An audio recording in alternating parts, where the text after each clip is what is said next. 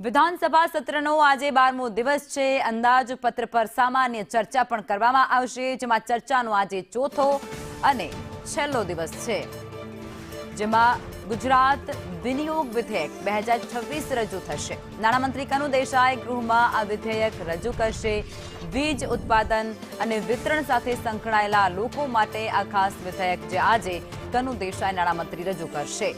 વીજ હેઠળના તમામ રોજગાર આવશ્યક સેવા કહેવામાં આવશે। ગુજરાત આવશ્યક સેવા અધિનિયમ હેઠળ વિધેયક જે પસાર થશે, રજૂ થશે।